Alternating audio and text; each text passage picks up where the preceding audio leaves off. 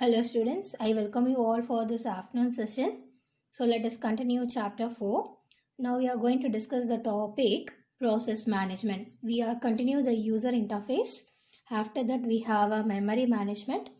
Then the third topic is process management. How the task will be processed by the computer. This is one of the main management able to do by the operating system. So here one mark question is given. A DAS is the unit of work in a computer. The process, any work you can take on. It will be a copying of files or downloading the files, whatever the task, how it can be able to carried out by the computer, which term is called as process. It is a unit of work, that is a background, we have a program. So it is done by the computer. The word processing a program being run by an individual user on a computer, which is called as a process. So the system tasks such as sending some output to the print or on the screen. So whatever the output we can able to get from the computer, which is called as a process. அது ஒரு printer எடுக்கலாம், இல்லை ஸ்க்ரீனில் output பார்க்கலாம். எல்லா டாஸ்க்குமே வந்து கம்ப்யூட்டரால் தான் பண்ணப்படுது. ஸோ இதெல்லாம் எப்படி வந்து கேரிட் அவுட் பண்ணுதுன்னா by being a process. So process பண்ணுறதுனால மட்டும்தான் எல்லா டாஸ்க்குமே கம்ப்ளீட் ஆகுது. Okay, let's see two categories. இதுக்கு என்ன ஹெல்ப் தேவை அப்படின்னு பார்த்தீங்கன்னா, ஒன்று வந்து ஆப்ரேட்டிங் சிஸ்டம், இன்னொன்று வந்து யூசரோட code. Operating system means we have a different versions of operating system carried out by the user instruction. அப்போ ஆப்ரேட்டிங் சிஸ்டமும் தேவை. அது மாதிரி ஆப்ரேட்டிங் சிஸ்டம் மட்டும் இருந்துக்கிட்டால் அது கேரி அவுட் பண்ண முடியாது. User has to execute that code. User என்ன கொடுக்குறாங்களோ அதுக்கு தகுந்த மாதிரி அது எக்ஸிக்யூட் ஆகும். தென் அது மட்டும் இல்லை, இங்கே பார்த்தீங்கன்னா they have concurrently executing to finish the task. We have another certain instructions or certain necessity we required. என்னென்னு பார்த்தீங்கன்னா, ப்ராசஸ் பண்ணுறதுக்கு தேவையான ரிசோர்ஸஸ் என்னன்னு பார்த்தீங்கன்னா, சிபிஓ டைம். எல்லா டாஸ்க்கும் ஒரே டைமில் கம்ப்ளீட் ஆகாது. If it is a short information or short file means or short task means complete the file very fast, complete the job very fast. இதுவே வந்து லெங்க்தியராக இருக்குது, ஒரு காம்ப்ளெக்ஸ் ப்ராப்ளமாக இருக்குது அப்படின்னா the CPU time will taken more time to finish the particular task. சரி, அப்போ எனக்கு சிபியூ டைம் ரிக்குவயர்மெண்ட் இருக்குது. அதுக்கப்புறம் பார்த்தீங்கன்னா மெமரி, த சேம் திங். எப்படி வந்து it is a small file means necessity of to store the file in a less memory. Otherwise input output devices, அது மட்டும் இல்லை, இன்னொரு ரிக்குவயர்மெண்ட் என்னன்னு பார்த்தீங்கன்னா, எனக்கு இன்புட் கொடுக்குற டிவைஸும் இருக்கும், அவுட்புட் வாங்கிறதுக்கு அவுட்புட் டிவைஸும் இருக்கணும். இதெல்லாம் ப்ராசஸ் பண்ணுறதுக்கு சர்டன் நெசசிட்டி ரிசோர்ஸஸ். ஒன்று CPU time, memory, types of files. இது வந்து டைப்ஸ் ஆஃப் ஃபைல்ஸ்ன்னு கொடுத்துருக்கணும். Maybe a text, image, video, audio, அது வெரைட்டி ஆஃப் ஃபைல்ஸ் பொறுத்து இருக்கு, அதையும் மென்ஷன் பண்ணியிருக்கணும். பட் வெறும் ஃபைல்ஸ்ன்னு கொடுத்துருக்காங்க. அண்ட் இன்புட் அவுட்புட் டிவைசஸ், எது மூலியமாக நம்ம இன்புட் கொடுக்குறோம், எது மூலியமாக அவுட்புட் நம்ம வாங்குகிறோம் to finish a complete task or a particular task. Then some responsibilities this operating system should have. என்னென்ன ரெஸ்பான்சிபிலிட்டிஸ் பார்த்தீங்கன்னா, scheduling the process and threads on the CPU. இங்கே threads means a job, timing of the job. scheduling the process, அப்போ ஒவ்வொரு process பண்ணுறதுக்கு அந்த தேவையான அந்த data எவ்வளோ டைமுக்கு நம்ம ப்ராசஸ் பண்ணணும்னு சிபியூ என்ன பண்ணுவோம், அலோகேட் பண்ணி வைக்கிறது தான் scheduling process and threads on CPU. For example, consider this is a CPU. So I am having a different jobs. இதெல்லாமே நம்ம த்ரெட்ஸ்ன்னு எடுத்துப்போம். இது வந்து process 1, process 2, process 3. Or you can able to have a task 1 or task 2 or task 3. இல்லைனா ஜாப்னு கூட நீங்கள் வச்சுக்கலாம். அப்போ சிபியூக்குள்ளே ஒரே டைமில் I am going to give a 3 different task. அப்போ CPU can fix a time. அப்போ எந்த த்ரெட்டில் வந்து டைம் கம்மியாக இருக்குது, அதுக்கு வந்து டிஃப்ரெண்ட் ஜாப் ஷெட்யூலிங் இருக்குது, அதை நம்ம நெக்ஸ்ட் டாப்பிக்கில் பார்ப்போம். அப்போ சிபியூ என்ன பண்ணணும்னா அதுக்கு டைம் அலோகேட் பண்ணோம். அப்போ ப்ராசஸ் 1, அதாவது டாஸ்க் 1 வந்து டைம் கம்மியாக இருக்குன்னா it will finish the task 1 first. அப்போ இதை வந்து ப்ராசஸ் 1 வந்து ஃபர்ஸ்ட் ஃபினிஷ் பண்ணோம். அடுத்தது டாஸ்க் 3, அப்போ டைம் படி பார்த்தீங்கன்னா கொஞ்சம் இதோட P1ஓட கம்பேர் பண்ணும்போது P3 வந்து அதாவது அந்த பர்டிகுலர் டாஸ்க் 3 வந்து கம்மியாக இருக்குது, வேலை செய்கிறதுக்கு ஃபினிஷ் பண்ணுறதுக்கு சீக்கிரம் முடியும்னா, so it will go for process 3 or task 3. So it will finish 2. அப்போ செகண்டாக அது ஃபினிஷ் பண்ணோம். ப்ராசஸ் 3 அதாவது டாஸ்க் 2 வந்து பார்த்தீங்கன்னா அடுத்தது ஈஸியஸ்ட் மெத்தடில் வந்து அது கம்ப்ளீட் பண்ண போடுதுன்னா, so it will go for problem 2 or process 2 or task 2. அப்போ CPU allocate scheduling time for each task. அப்போ அந்த சிபியூக்குள்ளே ஒரே டைமில் நடக்கக்கூடிய ஒவ்வொரு வேலைக்கும், ஒவ்வொரு ஜாபுக்கோ இல்லை ஒவ்வொரு டாஸ்க்குக்குமே என்ன பண்ணுது, ஃபர்ஸ்ட்டு டைமை வந்து ஃபிக்ஸ் பண்ணிவிட்டு it will finish it one by one thing, ஒன்றா கம்ப்ளீட் பண்ணிட்டு வரும். நெக்ஸ்ட் ஒன் பார்த்தீங்கன்னா creating and deleting user and system process. யூஸ்வலாக க்ரியேட் பண்ணலாம், நம்ம டெலீட் பண்ணலாம். அடுத்தது suspending and resuming the process. சஸ்பெண்டிங்னா நம்ம வந்து அதை வந்து பாஸ் பண்ணி வைக்கலாம், ரெஸ்யூம் பண்ணலாம். அப்போது சஸ்பெண்ட் பண்ணிவிட்டு we can able to restart the process, அதை நம்ம செய்ய முடியும். அடுத்தது பார்த்தீங்கன்னா providing mechanism for process synchronisation. ஒரு டிவைஸ் கூட இன்னொரு டிவைஸ் கூட என்ன பண்ணலாம், நம்ம அந்த ப்ராசஸை சிங்க்ரனைசேஷன் பண்ணலாம். இப்போ மொபைல் டு எப்படி நம்ம கம்ப்யூட்டரில் நம்மளோட டேட்டாஸ் எல்லாம் சிங்க்ரனைஸ் பண்ணுறோமோ, you can able to have a mechanism of synchronization. Providing mechanism for process communication, communicate பண்ண முடியும். ஸோ ஒரு இடத்துலேருந்து ஜாப் இன்னொரு இடத்துக்கு பாஸ் பண்ணுறது, இல்லை ட்ரான்ஸ்ஃபர் பண்ணுறது, ஷேர் பண்ணுறது, இது மாதிரி டிஃப்ரெண்ட் கம்யூனிகேட்டிங் மீடியம்ஸ் மூலியமாக நம்ம கம்யூனிகேட் பண்ணலாம். அடுத்தது பார்த்தீங்கன்னா இந்த ஜாபை கம்ப்ளீட் பண்ணுறதுக்கு நமக்கு 4 அல்காரிதம் கொடுத்துருக்காங்க. என்னென்ன அல்காரிதம் பார்த்தீங்கன்னா FIFO method, SJF, round robin, paste on priority. இப்போ இதை டீட்டெயில்டாக நம்ம பார்க்கலாம். ஃபர்ஸ்ட் ஒன் பார்த்தீங்கன்னா FIFO மெத்தடுன்னு சொல்கிறாங்க. FIFOக்கு என்ன அர்த்தம்னா first and first out scheduling. இப்போது ஃபார் இந்த அல்காரிதம்னா இது ஒரு ப்ராப்ளமாக கன்சிடர் பண்ணுறாங்க. நீங்கள் ஒரு ஜாப் கொடுக்குறீங்க, ஒரு டாஸ்க் கொடுக்குறீங்க to the computer. So it will P check how it can B able to complete very fast. CPU scheduling மூலியமாக, டைம் கேப்பபிலிட்டி மூலியமாக அந்த டாஸ்க், அந்த ப்ராப்ளமை அனலைஸ் பண்ணி என்ன அல்காரிதமில் கம்ப்ளீட் பண்ணலான்னு கம்ப்யூட்டருக்கு தெரியும். ஸோ அதில் என்னென்ன ஷெட்யூல்ஸ்லாம் நம்ம இப்போ பார்க்கலாம். ஃபர்ஸ்ட் மெத்தட் தான் என்ன சொன்னேன்னா FIFO மெத்தடுன்னு சொல்கிறாங்க. இது வந்து பார்த்தீங்கன்னா கியூ டெக்னிக். கியூனா உங்களுக்கு தெரியும், ஒரு லைன்.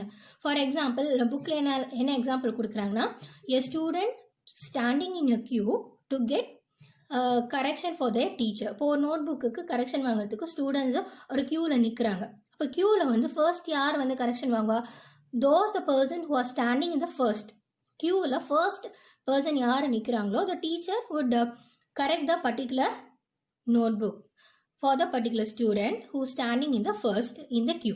அந்த க்யூவில் யார் ஃபர்ஸ்ட் நிற்கிறாங்களோ அவங்கள தான் ஃபர்ஸ்ட் கிளியர் பண்ணி அனுப்புவாங்க. அதே மாதிரி தான் இப்போது ஒரு நிறைய ப்ராசஸ், நிறைய டாஸ்க் ஒரே டைமில் கொடுக்குறோம். அப்போ க்யூவில் நிற்கும். அப்போ எந்த டாஸ்க் ஃபர்ஸ்ட் வந்ததோ அந்த டாஸ்க்கு CPU என்ன பண்ணுன்னா, first it will complete the task 1. First டாஸ்க்கை தான் அது கம்ப்ளீட் பண்ணும். இப்போ நான் ஏற்கனவே சொன்ன மாதிரி இப்போ இந்த CPU ஷெட்யூலிங்கில் டாஸ்க் 1 இல்லைனா த்ரெட் 1 இதுதான் ஃபர்ஸ்ட் வந்தது. அடுத்தது thread 2, then thread 3.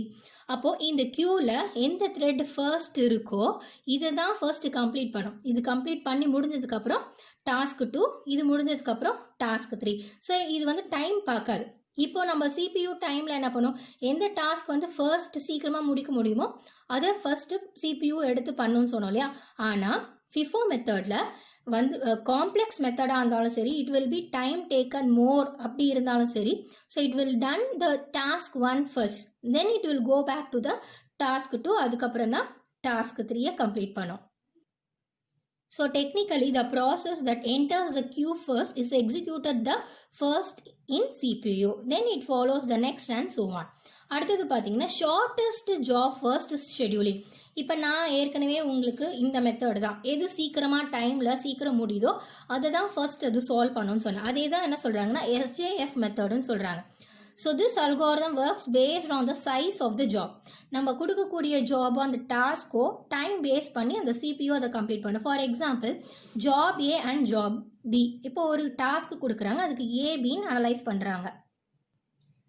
A is having a 6 kilobyte, B is having a 9 kilobytes இருக்கு. அப்போ வந்து இதில் எது வந்து first assign பண்ணும், நம்பர் ஆஃப் bytes ஒர்க்கிங் பண்ணுறதுக்கு அந்த டாஸ்க் கம்ப்ளீட் பண்ணுறதுக்கு எது சீக்கிரமாக முடியும்னு பார்த்தீங்கன்னா ஏ தான் ஃபர்ஸ்ட் முடியும். ஏன்னு பார்த்தீங்கன்னா சைஸ் வைஸ் இதுதான் நமக்கு கம்மியாக இருக்குது. அப்போ என்ன சொல்கிறாங்கன்னா first job A will be assign to the CPU, then it will job B gets its turn. இப்போ புரியுதுங்களா? அடுத்தது பார்த்தீங்கன்னா ரவுண்ட் ராபின் ஷெட்யூல் சொல்கிறாங்க. இதெல்லாம் எதையுமே கன்சிடர் பண்ண முடியாது. ஸோ இங்கே என்ன சொல்கிறாங்கன்னா எனக்கு 3 ஜாப் இருக்குது ஏபிசி. இது வந்து சைஸ் பற்றியும் கவலை இல்லை, ஜாபோட கெப்பாசிட்டி பற்றி கவலை இல்லை. So it will take ABC, again it will go back to ABC, again it will go back to ABC. இது மாதிரி ஷெடியூல் வந்து ரிப்பீட்டடாக ஏபிசின்னு ரொட்டீனாக நடக்கிறதுக்கு பேர் தான் ஜாப் ஷெடியூலிங் சொல்கிறாங்க. தென் கம் டு அதான் என்ன சொல்கிறாங்கன்னா it is process time in a circular method. திரும்ப திரும்ப அதே ஜாபை எடுத்து அனலைஸ் பண்ணிவிட்டு எக்ஸிக்யூட் பண்ணும். அடுத்தது பார்த்தீங்கன்னா பேஸ்ட் ஆன் ப்ரியாரிட்டி தான் முக்கியம் இங்கன்னு சொல்கிறாங்க. ப்ரியாரிட்டி பேஸ்டு பார்த்தீங்கன்னா என்ன எக்ஸாம்பிள் கொடுக்குறாங்கன்னா takes 2 job A and B. ஏக்கு வந்து 5ன்னு கொடுக்குறாங்க, பிக்கு வந்து 7ன்னு கொடுக்குறாங்க. அப்போ எது வந்து ஹையர் ப்ரியாரிட்டியாக இருக்குங்க? ஜாப் பி தான் ஹையர் ப்ரியாரிட்டி. இதுக்கு வேல்யூ பார்த்தீங்கன்னா நிறைய இருக்குது, 7 கொடுத்துருக்காங்க, இங்கே ஏக்கு வந்து 5 கொடுத்துருக்காங்க. அப்போ பிக்கு தான் ஃபர்ஸ்ட் ப்ரியாரிட்டி கொடுக்கும். இன் சைஸ் வைஸாக இருக்கட்டும், இல்லை அந்த டாஸ்கோட தன்மை சொல்லுவாங்க இல்லையா, குவாலிட்டி, அதுக்கு தகுந்த மாதிரி தான் priority is given to the first to the job, then it is assigned to the another job. So job B is assigned to the process of first, then job A. அதுக்கப்புறம் தான் before the job ஏக்கு முன்னாடி job B தான் first analyse பண்ணி assign பண்ணோம். So இதுதான் பார்த்தீங்கன்னா 4 based algorithm. Process மேனேஜ்மெண்ட்டில் 4 அல்காரிதம். இது தனியாக செப்பரேட்டாக 5 மார்க் கொஸ்டினில் கேட்கலாம். So process management is one of the 5 mark question.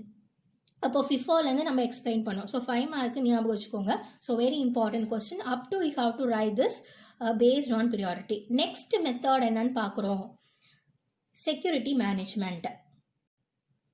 Key feature operating சிஸ்டமில் security management one of the important topic தான். இதை 3 மார்க் கொஸ்டினில் கேட்கலாம். ஓகே, இதில் வந்து பார்த்தீங்கன்னா 3 டைப்ஸ் இருக்குது. We have to analyse 3 types. One is file access level, system level, network level. நமக்கு இந்த நேம் பார்க்கும் போதே தெரியுது. How we can able to protect our files. In order to access the files created by other person should not have the access the permission. அடுத்தவரோட file எடுத்து நம்ம என்ன பண்ண முடியாது, பெர்மிஷன் இல்லாமல் ஆக்சஸ் பண்ண முடியாது. அதுதான் இங்கே வந்து எக்ஸ்பிளைன் பண்ணுறாங்க. So first we see the system level security. இப்போ system level security is offer the password in a multi-user environment. For example same system can be shared by the different person. அப்போ என்ன பண்ணுவோம், நம்ம login பண்ணும்போது we have to enter our ID and password. மற்றவங்க யாரும் அதை வந்து access பண்ண முடியாத அளவுக்கு நம்ம அதை ப்ரொடெக்ட் பண்ணி வச்சுக்கிறோம். அடுத்தது பார்த்தீங்கன்னா நெட்வொர்க் செக்யூரிட்டி பார்த்தீங்கன்னா it is not much provided. அந்த அளவுக்கு அது வந்து இப்போ காம்பேக்டாக இல்லை, காம்பபிலிட்டியாக இல்லை. So network security is a indefinable one. So people from all over the world try to provide such a security. எல்லாருமே ஒரே டைமில் அந்த நெட்வொர்க் செக்யூரிட்டியை ஆக்சஸ் பண்ண ட்ரை பண்ணுறாங்க. But somewhat it will be hacked by the other person. அடுத்தது பார்த்தீங்கன்னா file level நம்ம சொல்கிறோம். ஃபைல் லெவல் பார்த்தீங்கன்னா என்ன சொல்கிறாங்கன்னா it can be administrated by the system.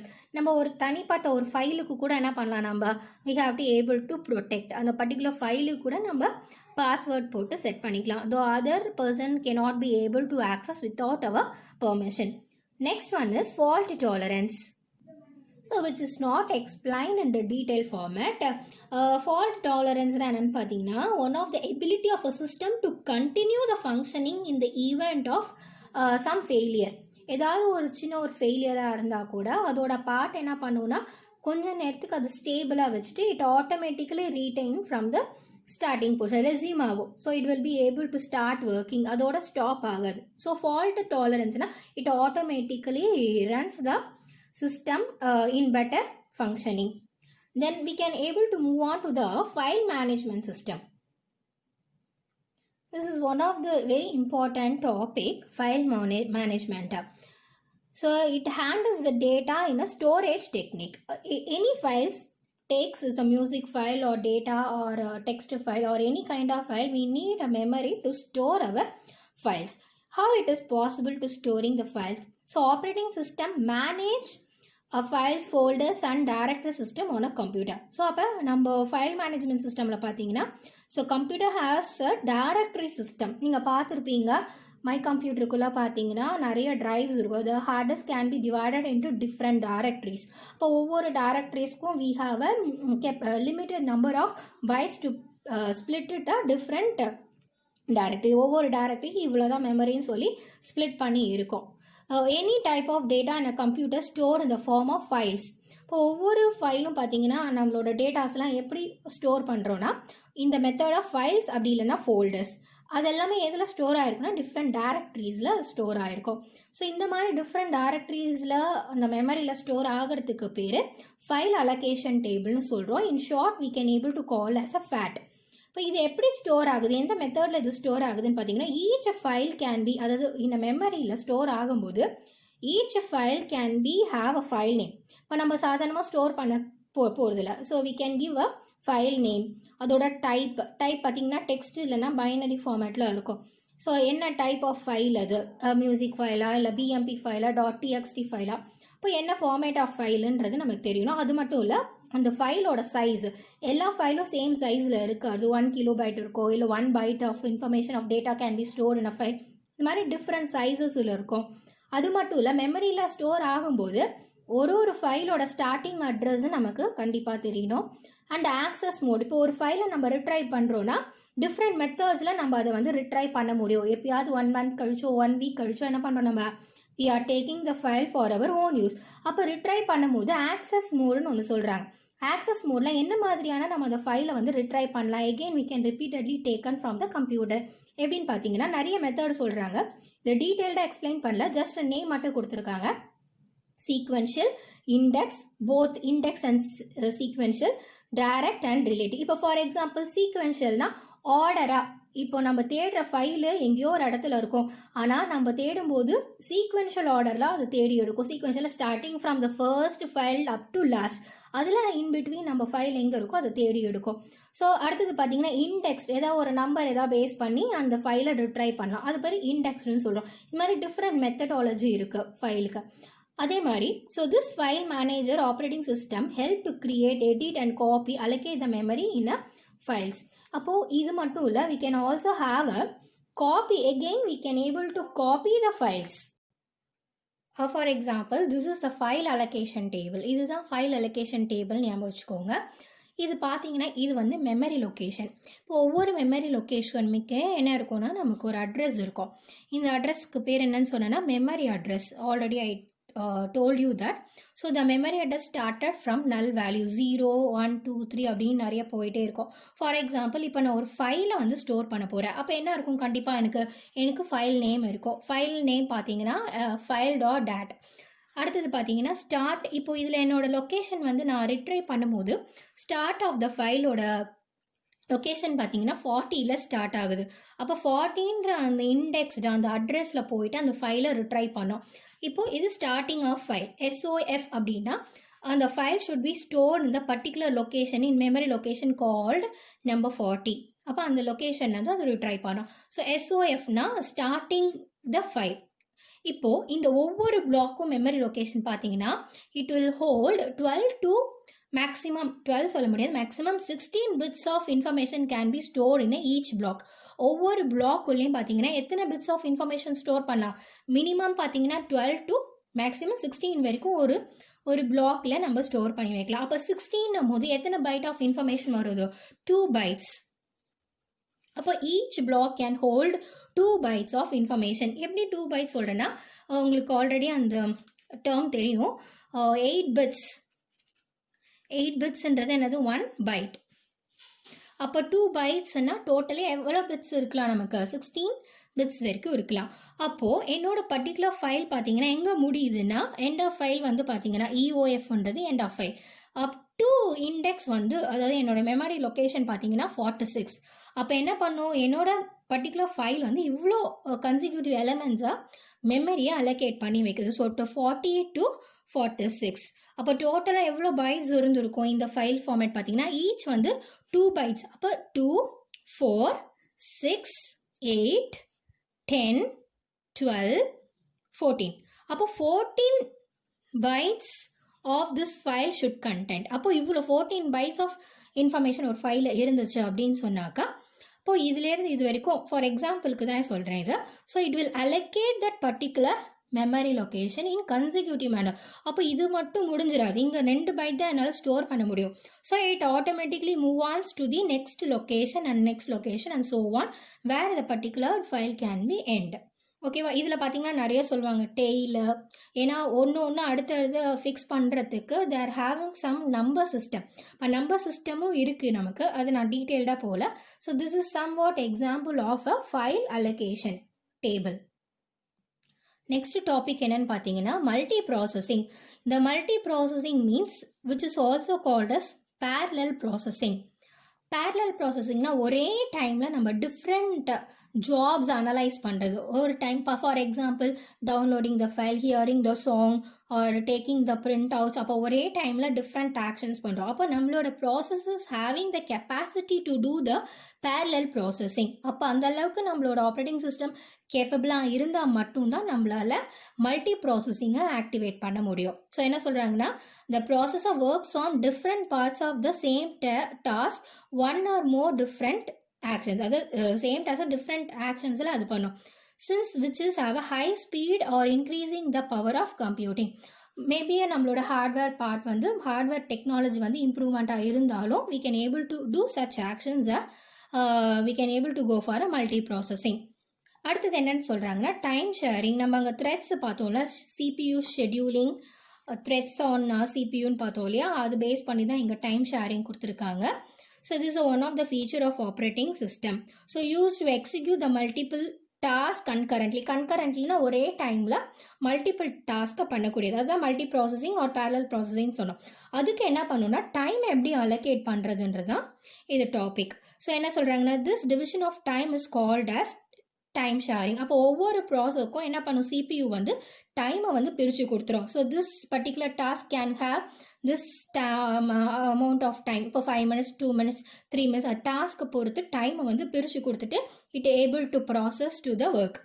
இப்போ ஃபார் எக்ஸாம்பிள் இங்கே என்ன சொல்கிறாங்க பாருங்கள், 3 ப்ராசஸ் இருக்குது, P1 P2 P3 as the 3 process. the time allocated for each process 30 40 and 50. அதாவது P1 30யும் P2 40யும் P3 50 minutesம் எடுத்துக்கிறாங்க. So if the process complete P1 முடிஞ்சிருச்சு அப்படின்னா, ஸோ வித்தின் 20 minutesக்குள்ளே அது முடிச்சிடுச்சுன்னா then it will go to the P2 for the execution.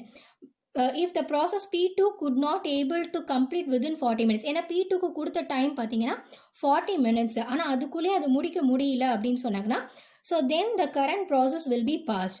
முடிக்க முடியலன்னா அந்த ப்ராசஸ் 2 வந்து பாஸ் பண்ணி வச்சுட்டு தென் இட் வில் ஸ்விட்ச் on to the P3 third ப்ராசஸுக்கு அது போயிடும். ஸோ அந்த 50 minutesக்குள்ளே அது முடிச்சதுக்கப்புறம் again it come back to the P2 process to finish. ஆனால் இந்த P1 பாருங்கள், கொடுத்த time 30 minutes, but within 20 minutes the P1 is completed. அதுக்குள்ளேயே முடிச்சுட்டா கூட it will go on to the next job to complete the work.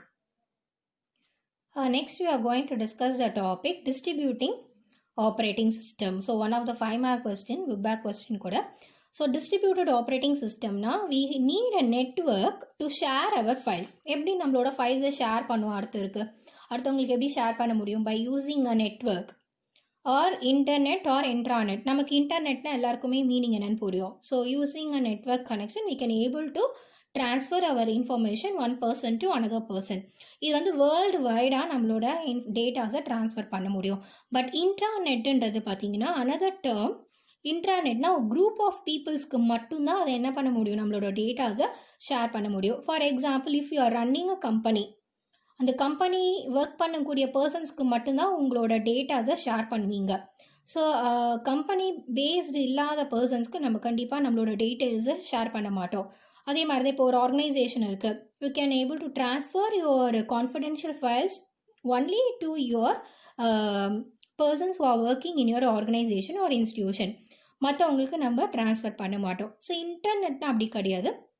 Overall you can able to pass, யாருக்கு வேணாலும் எந்த லொக்கேஷனில் வேணாலும் நம்ம ட்ரான்ஸ்ஃபர் பண்ண முடியும். So such kind of information transferring the information is called as distributed operating system. Operating system மூலியமாக So each device we have a different operating system இல்லையா எல்லா டிவைஸும் ஒரே ஆப்ரேட்டிங் சிஸ்டம் ஒரே ப்ராசஸர் இருக்குன்னு சொல்ல முடியாது so each one have a different features or different configurations so through that we can able to process or accessing our data so which is called as a distributed operating system என்ன மெயினாக என்ன definition சொல்கிறாங்கன்னா it is use to access shared datas and files reside in any machine around the world அதுதான் meaning நம்ம world லெவலில் நம்மளோட different மெக்கானிசமாக இருந்தால் கூட நம்மளோட டேட்டாஸை ஷேர் பண்ண முடியும் in different locations also the user can access if available in their own computer நம்மளோட ஓன் சிஸ்டம் நம்மளோட ஓன் கிளைண்ட் மிஷின்லேருந்து கூட நம்மளால் என்ன பண்ண முடியும் we can able to transfer client machine நம்ம கிட்ட இருக்கக்கூடிய டிவைஸ்